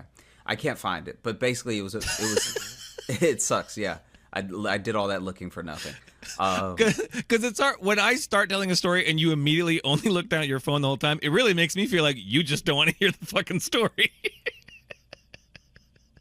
No, I'm always excited when you tell a story. I'm always like, oh man, I want to like have a thing for when you're done, and then I well, that sounds more like you're excited for me to be done. No, I'm for kidding. when you're done, I want to like. I'm joking. You know, I'm joking. Oh, here's the thing with when you're on the run. Like here's some like all the run tips, Right. whatever. And then there was there's a some on the run. I don't know if we should though be getting into on the run tips fully. I Or guess fuck it, let's do it. What's some on the run tips? Think of some off the top of your head. off the top of my head, don't go to a small town.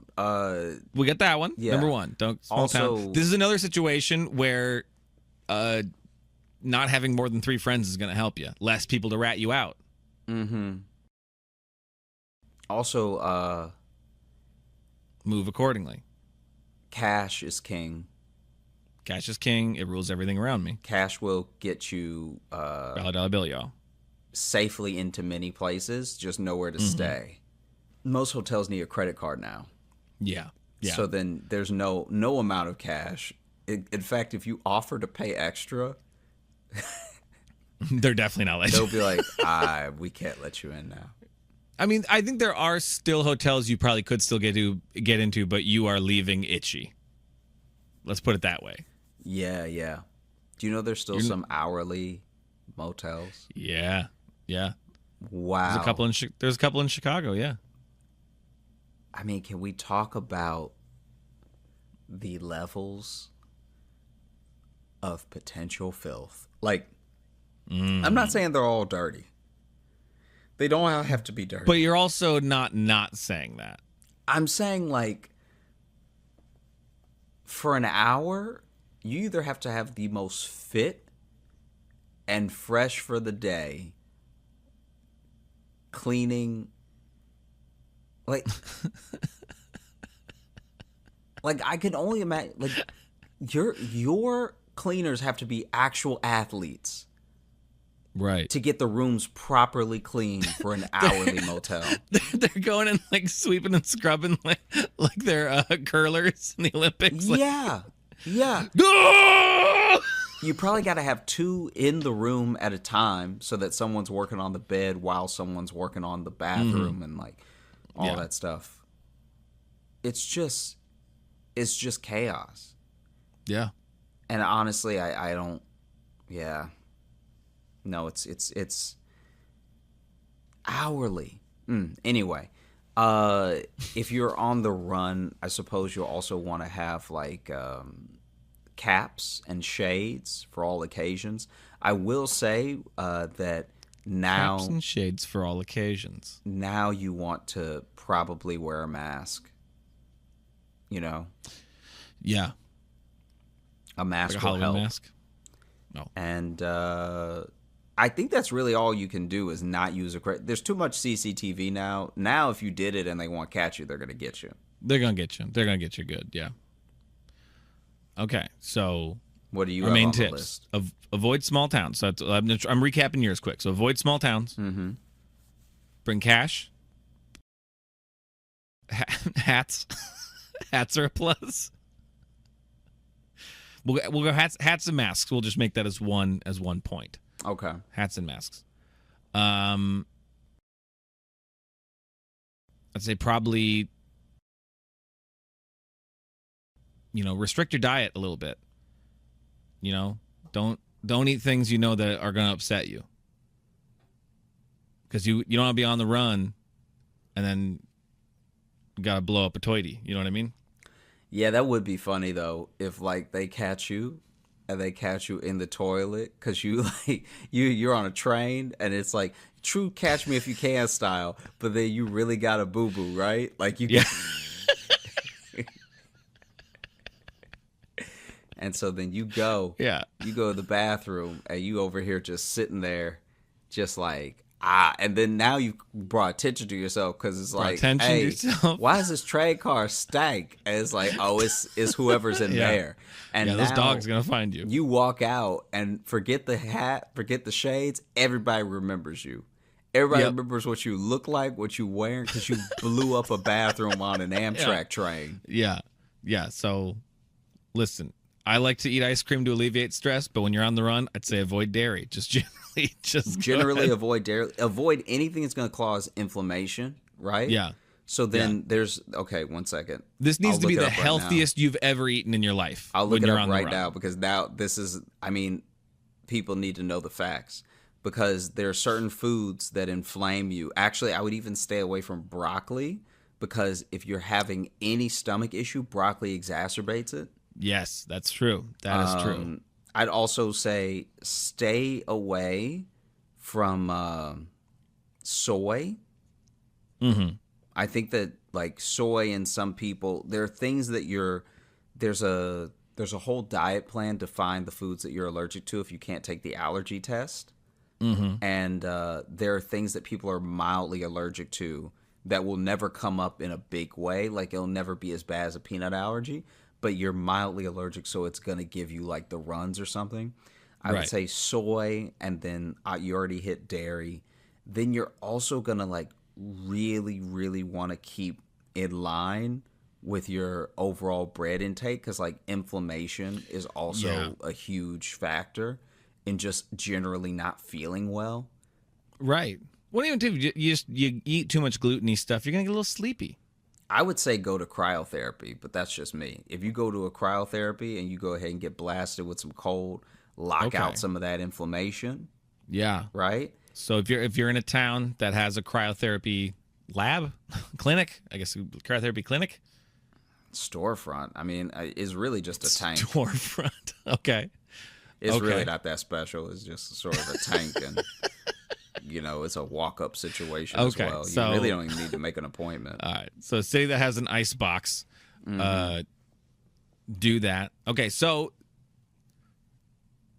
if you're gonna be on the run, let's focus on the run part of it, man. You got to be. This is gotta be the best shape you've been in your life. Yeah. Okay. Take care of that body.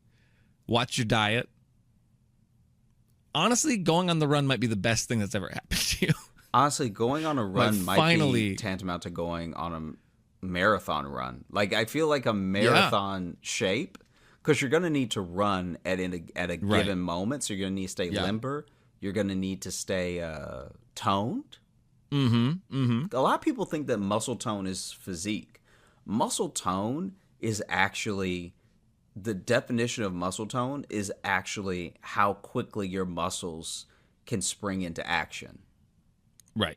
We've made it an aesthetic thing of like, oh, you're so toned is in you look cut. Right. But it has nothing to do with that. Mm-hmm. And you're going to want to stay toned. You're going to want to stay hydrated, but not so hydrated that you keep running to the bathroom. You don't want to keep going to the bathroom. This is honestly the what do you want to call it? How do I describe this? This is honestly the fine line of hydration between being dehydrated and being thin so yellow line? hydrated that you're. This is sure.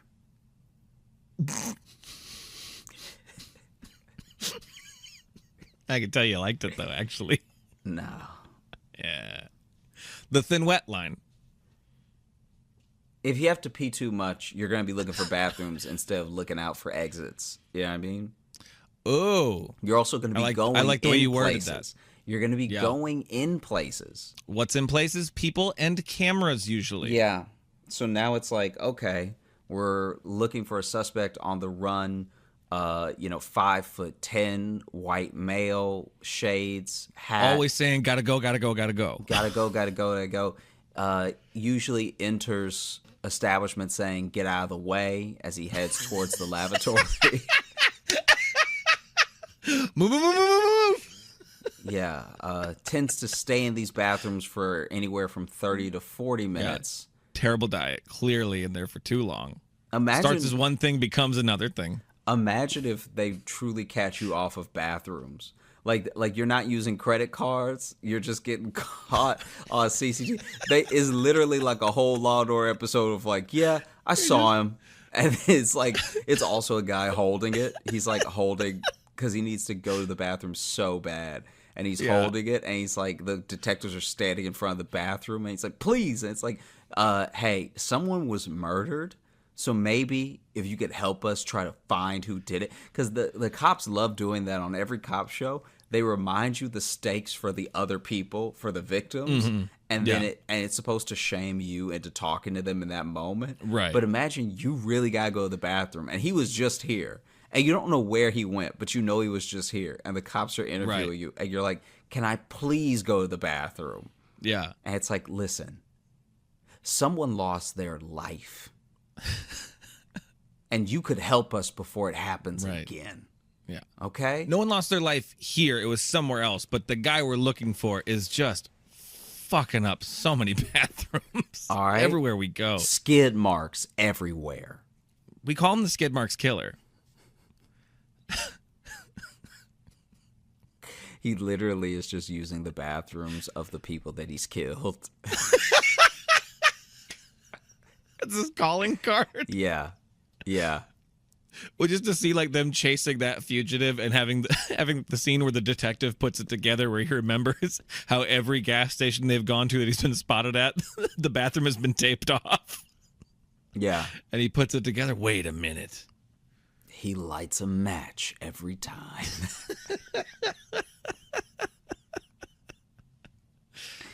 Okay, so we got manage your diet, stay hydrated, get fit if you're gonna go on the run. Yeah. Right? Yeah, get fit if you're going to go on the run. But also, look, I think that we have to talk about, we can't talk about this thing without talking about the detective that's going to be looking for this guy. You need a grizzled detective who, like, used to have a butthole, but now he just doesn't. He lost it Now, in a case. hold on.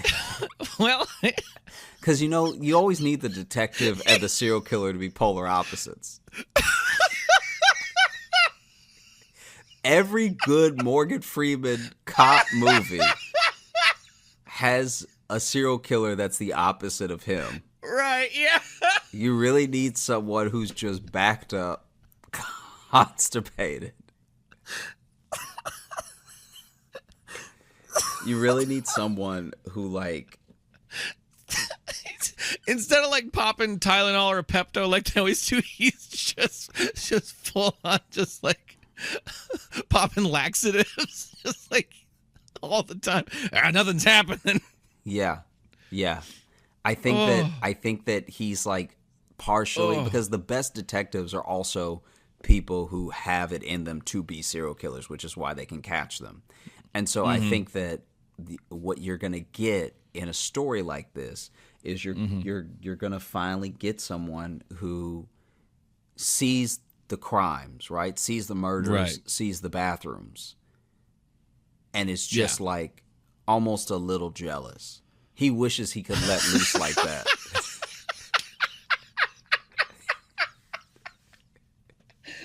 He wishes that in his life, he had the level of, like, he's too restrained, you know? He has too much control, and he wishes he could be as crazy as this guy is. Because he can't even go in a public one. So if like you know, you see where this dude is like killing people and then using their bathroom. This detective, he can't even go if he's at like a baseball game, right? And he goes to the bathroom and he really needs to like use the bathroom. He can't go because there's so many other people there. So he sees how free the killer is, right? And there's a part of him that he'll never explain to anybody. He'll never, because he's scared of people seeing that side of him. Because once you hear from someone how much they respect or maybe even admire a killer, you're never going to look at them the same way, you know? Yeah. And so I think from... But he takes stuff the wrong way, though, because people will be like, God, Jackson, you're a real tight ass. And he's like, what'd you say to me? Yeah. So he gets in fights with other detectives. Nothing's tight down there. It's normal, and it comes out normal. Fuck you. And I got to be honest with you. I think that our man, our detective, I think he's having some issues that he knows, he's aware, going to bubble to the surface, and he honestly didn't even want to take the case. He didn't want to take the case at all. No, His he absolutely captain don't. made him take this case. I bet he was about to retire. Okay, he was about to retire early because he knows if he doesn't, it's destroying his family. His life, his personal life is falling apart. He was about to retire to the lavatory Yeah, when they were like, "Hey, don't go in there. We have a case for you." And he Yeah. was like, I can't right now. right. And they were like, "You're the only one who can do this." Yeah, And he gets to the scene of the crime, and he's honestly shocked that someone could so maliciously and brutally yeah, violate this bathroom. Like, yeah, there's a Right. dead person there too, but like Yeah. the bathroom is really what's of concern. yeah. And it's like a really fresh dead person too. Like they're all walking in like with handkerchiefs over their mouths, but it is not because of a corpse smell at all. Yeah, this person's been dead for like 20 minutes. It's like it just happened. Yeah, It's yeah. honestly amazing they didn't catch the guy. Yeah, the bathroom, and you want to know the how you know the killer is truly unhinged. Mm-hmm. You want to know how you know that this person is like on the run, but also out of their mind, like calculated enough to kill and get away with it, but unhinged enough to know that they've left the edges of society behind. Mm-hmm. Every time they use the bathroom, they take the handle with them To the toilet? to the or? toilet. Yeah, they steal the toilet handle so that nobody will ever be able to like use it again. I mean, you could use it again, but now you gotta, because no one really sell toilet handles like that. So do you have to replace the whole upper deck, or like that's how you know this person's a terrorist? Because like, who thinks like that? You know what I mean? Like, that's so chaotic to take the handle, because now you can't even. It's not even a toilet anymore. Now it's just a bowl of water.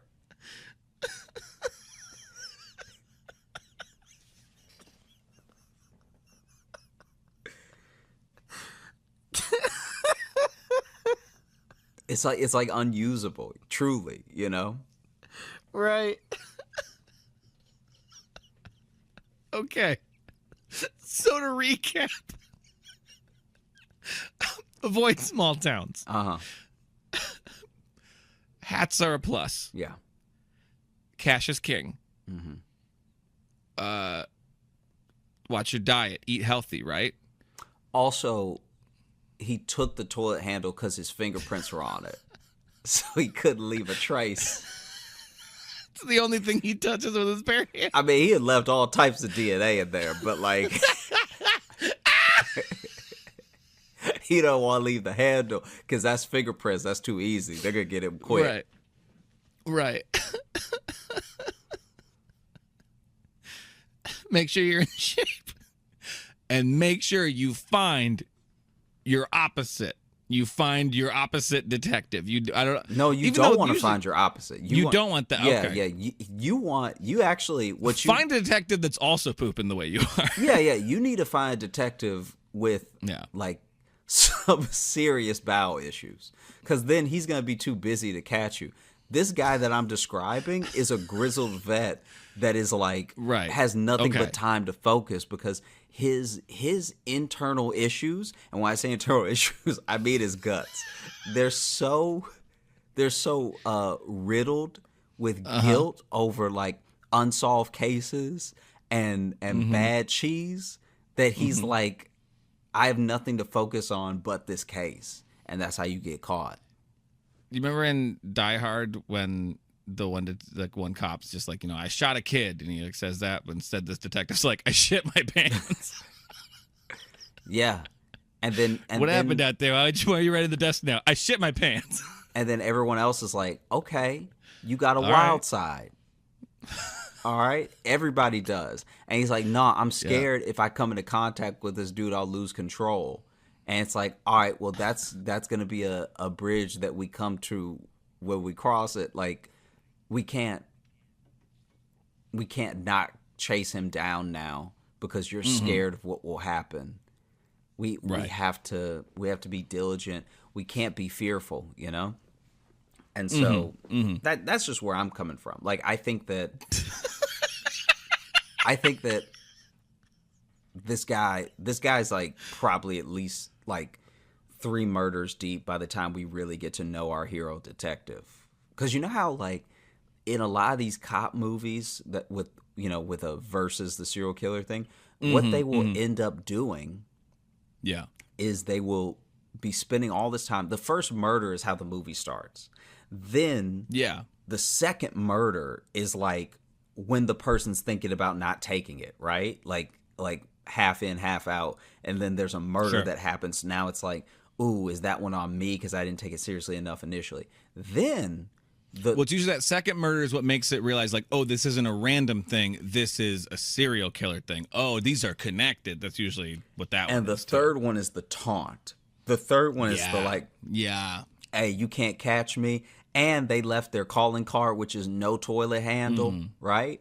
Mm-hmm. And the person's like maybe even still alive. Like they have, like now this was really just a break-in and entering. Like they probably knocked the person over the head, but didn't kill them, you know?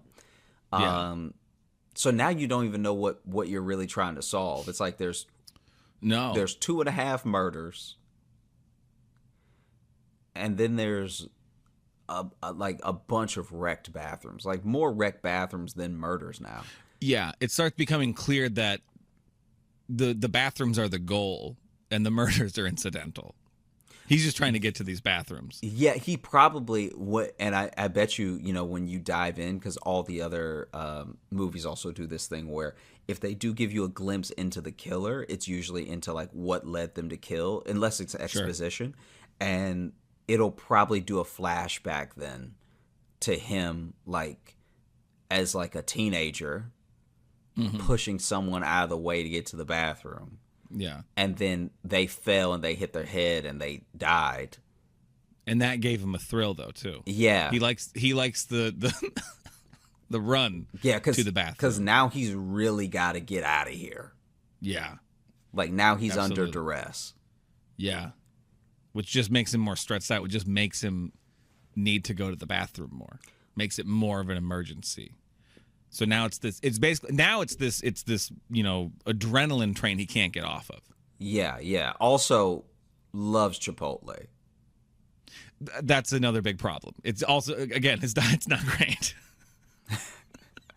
He has not been taking care of himself for a long time.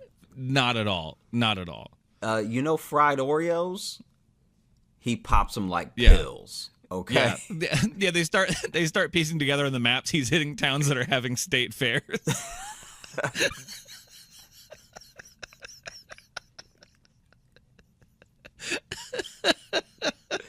He's like eating the fried corn on the cob at the carnival, and then the other, like the cop is standing at the entrance to the carnival. He's like, looks like you're out of your jurisdiction. Bites.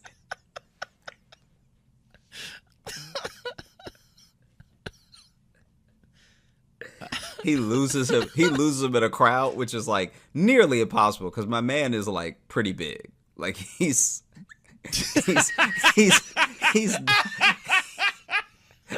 pretty hard to miss. But he loses him in a crowd. He's breathing real heavy. He's breaking like half the rules of being on the run. And then yeah, exactly. We're not talking about this guy. This guy is not. We hope the detective gets him. And then you see a guy that's been knocked over, Family Guy style, outside of a porta potty. And that's when the detective's like, oh no, we're too late. I like that we have that shorthand of Family Guy style. The bent knee. Yeah. The back. Yeah, I know exactly what you mean. And the arm by the back. Family Guy style. No one even bothers to check that dude's pulse. They just know. Also, by the way, the porta potty leaning like the Tower of Pisa. All right. There's smoke coming out of it for some reason. Yeah, that porta potty is doing the most. Oh. This is probably a good time to mention this is a later record for us than normal. Yeah, it is midnight. It's past midnight where I am right now. Which isn't that late normally, but we usually go a earlier. Can I pitch you a title for this episode? I know we don't usually do that. Yeah, I just sure. want to pitch you a title for this episode.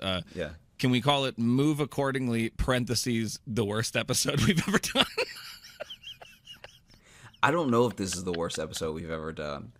I don't think it is. It feels the worst. I feel like I honestly, if I can be completely 100 with you, I actually feel like we're getting back to our roots because we haven't talked about any sort of bowel movement in like maybe 40 episodes.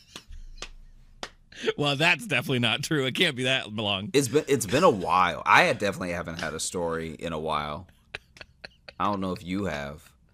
But anyway, I don't know if I have either. I think getting back to our roots. Yeah, I think that honestly, getting back to our toots. Come on, I like that one. I think that a good title would be Porta Potty, a true crime story. No. I don't. It's gonna be so deep for any payoff. No. Here's the thing. In the second act of this film, right? We've already had a face-off at the carnival, right? So yeah. in the second act, now